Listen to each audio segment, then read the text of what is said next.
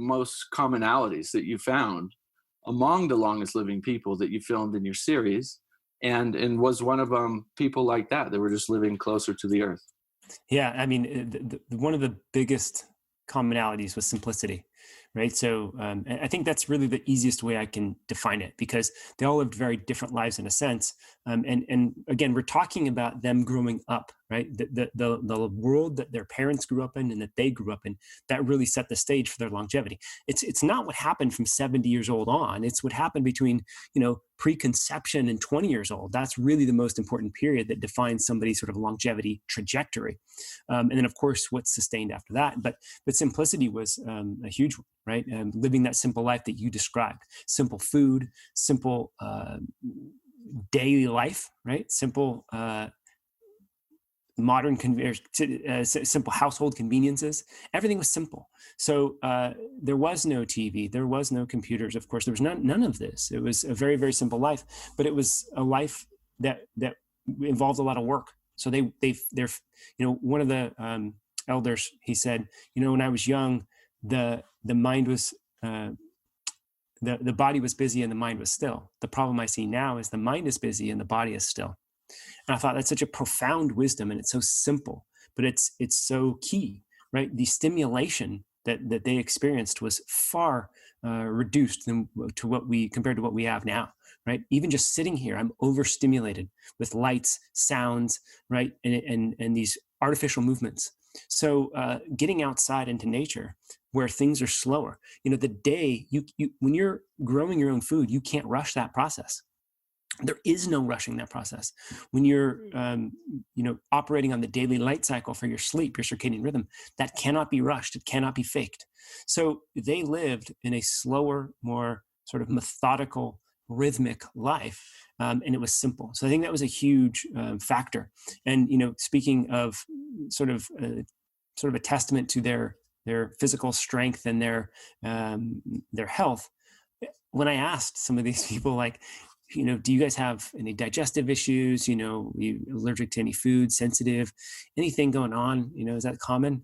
And they'd look at me like, no, the only person, maybe my grandfather a little bit, but he's like 90. So there wasn't a common like digestive issues. They didn't have sleep issues. In fact, we were talking to a tour guide in Costa Rica. He was 35, and his whole family, they lived in that sort of more natural way. And he's sort of in this transitory period where he's starting to learn computers, and he's got a modern business and eats more modern foods. And he said, the only person that has sleep issues is me. I mean, that's because I have my own business. And he's operating tour for tourists. So because they lived in that way, they didn't have these common issues. Cancer was just not something I could really get much information on because nobody had it. So I couldn't dig into that as a conversation point. So that was one. I would say, one of the things that is often talked about in the longevity space is something that's super important is community. Now, I don't want to say that's wrong, but I think it's missing a very important qualifier. Because right now we have a lot of community in our Western world, right? We have online communities, we have Facebook communities, we have in-person communities. But I think what we're lacking is connection. That is the qualifier that makes community important. But interestingly enough, you can have connection without community.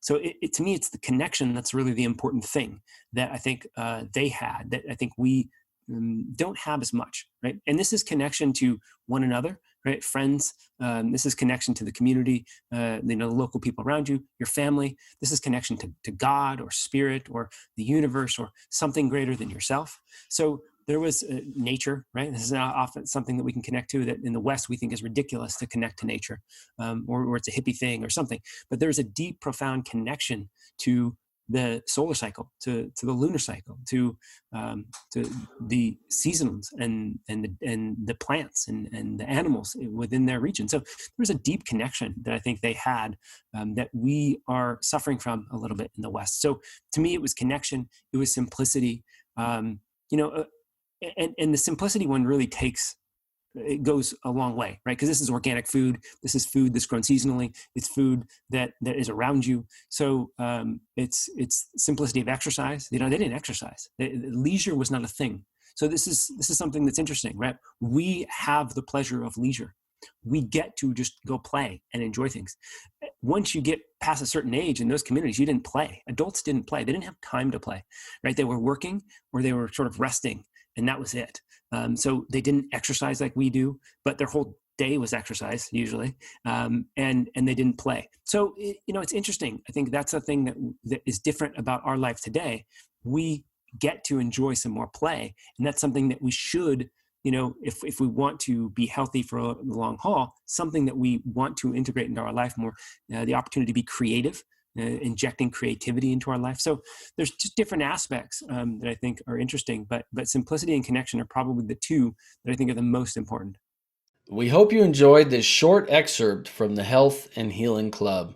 This entire video, including an in-depth discussion and thoughtful and inspiring questions and answers, is available inside the Health and Healing Club, along with hundreds of hours of premium and exclusive life-changing content, practices, and holistic, natural, and integrative solutions for health and healing.